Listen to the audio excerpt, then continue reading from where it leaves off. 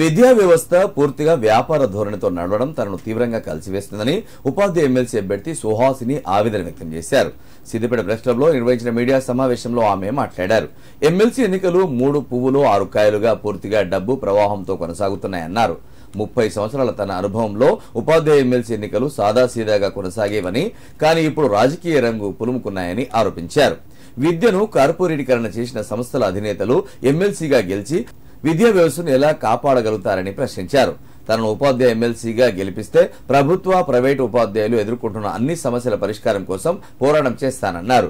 పెట్టుబడిదారుల, కార్పొరేట్ సంస్థల అధినేత ప్రలోభాలకు గురి కాకుండా ఉపాధ్యాయుల సమస్యల పరిష్కారం కోసం పోరాటం చేసే తనకు మొదటి ప్రాధాన్యత ఓటు వేసి గెలిపించాలని కోరారు.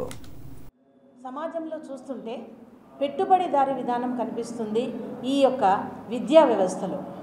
ఈ విధంగా 3 పువ్వులు 6 కాయలుగా జరుగుతున్నటువంటి ఈ ఎమ్మెల్సీ ఎలక్షన్స్లో జరుగుతున్నటువంటి ఈ డ్రామా కావచ్చు, లేకపోతే ఈ విధంగా జరుగుతున్నటువంటి ఈ ప్రస్థానము ఎక్కడ ముగియనుంది, ఎలా ముగియనుంది అనేది ఒక ప్రశ్నగా మిగిలిపోతుందేమో అనిపిస్తుంది.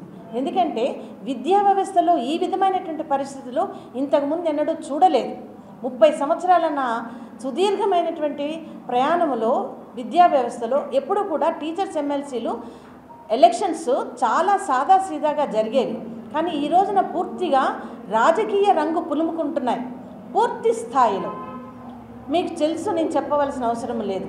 ఈ రాజకీయాల్లోకి వచ్చి ఈ రోజున విద్యా వ్యవస్థని పూర్తిగా కూకటి వేళ్లతో కబలించి వేస్తున్నటువంటి కార్పొరేట్ వ్యవస్థ నుంచి వస్తున్నటువంటి వాళ్ళు ఏ విధంగా విద్యా వ్యవస్థని కాపాడుతారనేది నేను మళ్ళీ ఈ సమాజాన్ని, ఈ టీచర్ లోకానికి వేస్తున్నటువంటి ఒక ప్రశ్న.